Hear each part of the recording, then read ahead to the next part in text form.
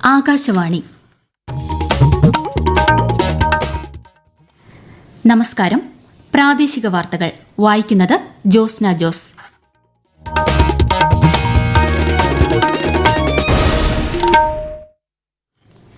പ്രധാന വാർത്തകൾ. ഹോമിയോപ്പതി ചികിത്സാ സമ്പ്രദായത്തെ ജനകീയമാക്കുന്നതിന് കൂടുതൽ ഗവേഷണം ആവശ്യമാണെന്ന് രാഷ്ട്രപതി ദ്രൌപദി മുർമു. ലോക്സഭാ തെരഞ്ഞെടുപ്പിന്റെ 3ാം ഘട്ട വോട്ടെടുപ്പിനുള്ള വിജ്ഞാപനം മറ്റന്നാൾ. കേരളത്തിൽ തിരഞ്ഞെടുപ്പ് പ്രചാരണം ഊർജിതം. ഒരു മാസം നീണ്ടുനിന്ന വ്രതാനുഷ്ഠാനങ്ങൾക്കൊടുവിൽ ഇസ്ലാം മതവിശ്വാസികൾക്ക് ഇന്ന് ആഹ്ലാദത്തിന്റെ ചെറിയ പെരുന്നാൾ. സംസ്ഥാനത്ത് അന്തരീക്ഷ താപനില ഉയരുന്നു. പാലക്കാട് താപനില 41 ഡിഗ്രി സെൽഷ്യസിൽ. ISL ഫുട്ബോളിൽ ഇന്ന് പഞ്ചാബ് FC ഈസ്റ്റ് ബംഗാളിനെ നേരിടും. IPL ക്രിക്കറ്റിൽ രാജസ്ഥാൻ റോയൽസ് ഗുജറാത്ത് ടൈറ്റൻസ് പോരാട്ടം. വാർത്തകൾ വിശദമായി.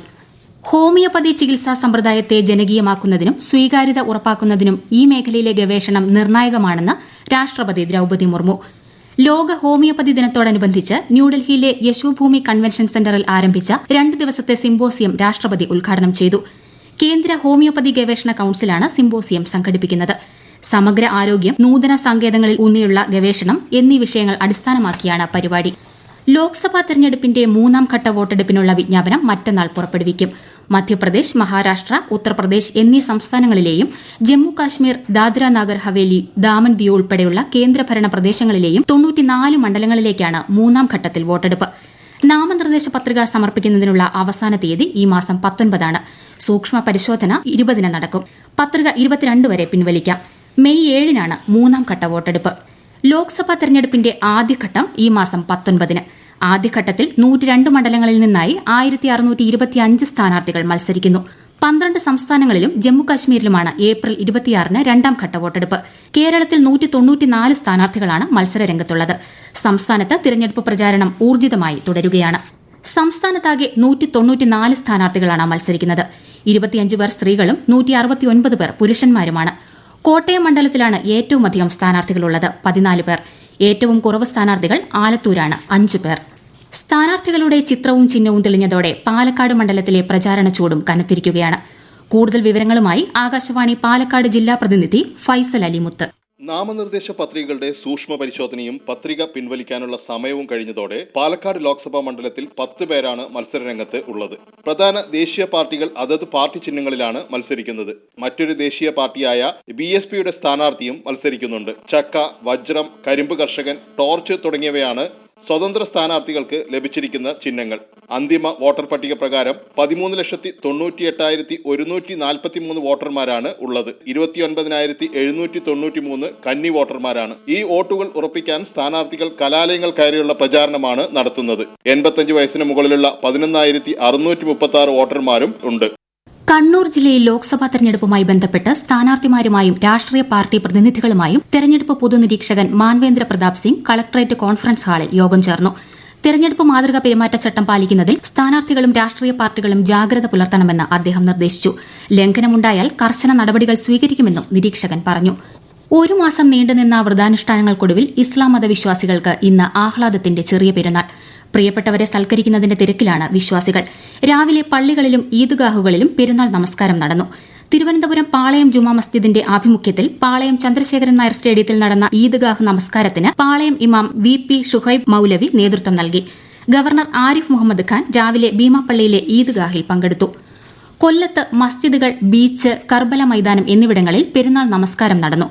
സലഫി ഈദ്ഗാഹ് കമ്മിറ്റിയുടെയും KNM ജില്ലാ കമ്മിറ്റിയുടെയും നേതൃത്വത്തിൽ സംഘടിപ്പിച്ച നമസ്കാരത്തിന് ഷാഹുൽ ഹമീദ് അൻവരിയും കർബല ഗ്രൌണ്ടിൽ അബ്ദുൾ ഷുക്കൂർ അൽ ഖാസിമിയും കടക്കൽ അബ്ദുൾ അസീസ് മൌലവിയും നേതൃത്വം നൽകി.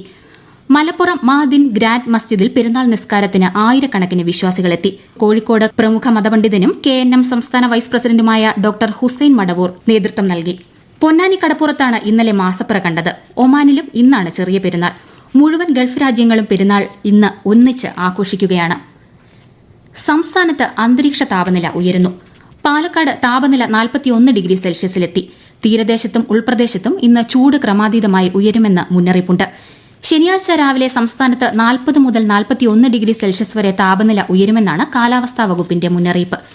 ഇന്നുച്ചയ്ക്ക് 2:30 ശേഷം തീരദേശത്തും ഉൾപ്രദേശത്തും അന്തരീക്ഷ ആർദ്രത 50 മുതൽ 60 വരെ പരിധിയിലാകാൻ സാധ്യതയുള്ളതിനാൽ ജാഗ്രത പാലിക്കാൻ കേന്ദ്ര കാലാവസ്ഥാ വകുപ്പ് നിർദ്ദേശിച്ചു. കൊല്ലം ജില്ലയിൽ 40 ഡിഗ്രി സെൽഷ്യസ് വരെയും പത്തനംതിട്ട, കോട്ടയം, തൃശൂർ, കോഴിക്കോട്, കണ്ണൂർ ജില്ലകളിൽ 38 വരെയും ആലപ്പുഴ, എറണാകുളം, കാസർഗോഡ് ജില്ലകളിൽ 37 വരെയും തിരുവനന്തപുരം, മലപ്പുറം ജില്ലകളിൽ 36 വരെയും താപനില ഉയരും.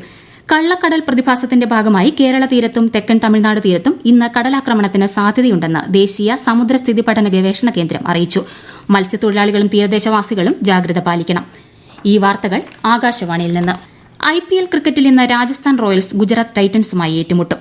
രാത്രി 7:30 ജയ്പൂരിലെ സവായ് മാൻസിംഗ് സ്റ്റേഡിയത്തിലാണ് മത്സരം. ഇന്നലെ നടന്ന മത്സരത്തിൽ സൺറൈസേഴ്സ് ഹൈദരാബാദ് പഞ്ചാബ് കിങ്സിനെ 2 റൺസിന് പരാജയപ്പെടുത്തിയിരുന്നു. ISL ഫുട്ബോളിൽ ഇന്ന് പഞ്ചാബ് FC ഈസ്റ്റ് ബംഗാളിനെ നേരിടും. രാത്രി 7:30 മത്സരം. ഇന്നലെ നടന്ന മത്സരത്തിൽ Chennaiyin FC north east united FCയെ തോൽപ്പിച്ചു.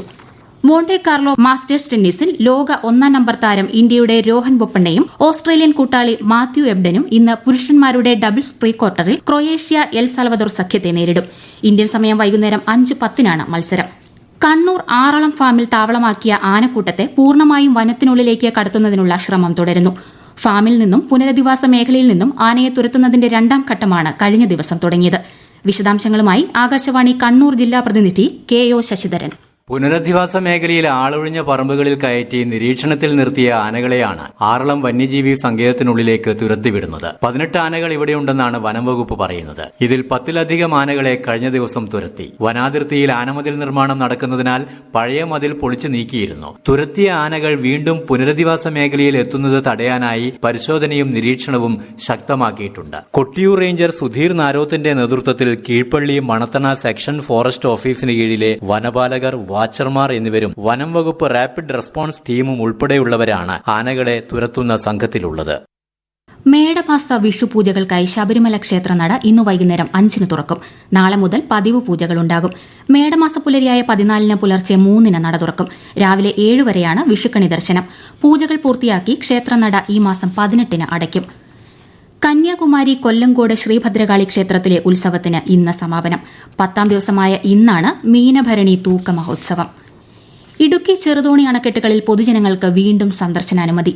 റംസാൻ, വിഷു അവധിയും മധ്യവേനൽ അവധിയും പരിഗണിച്ചാണ് ഇടവേളയ്ക്ക് ശേഷം കർശന നിബന്ധനകളോടെ അനുമതി നൽകാൻ വൈദ്യുതി വകുപ്പ് തീരുമാനിച്ചത്.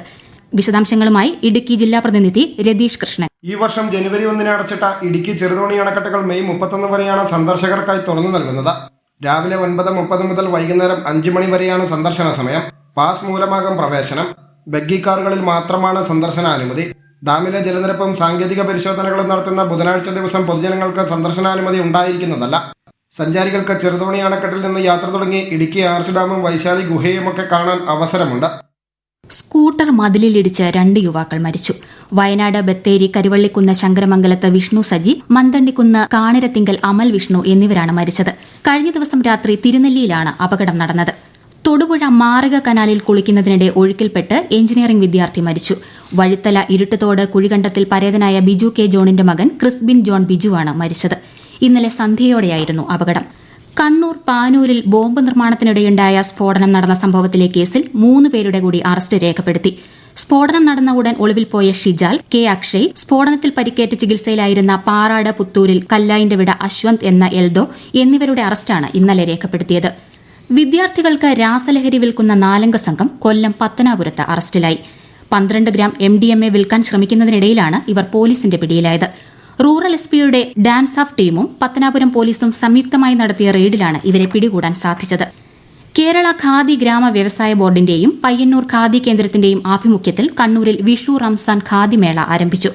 കണ്ണൂർ ഖാദി ഗ്രാമ സൌഭാഗ്യയിൽ ഈ മാസം 15 വരെയാണ് മേള സംഘടിപ്പിച്ചിട്ടുള്ളത്. പ്രധാന വാർത്തകൾ വീണ്ടും.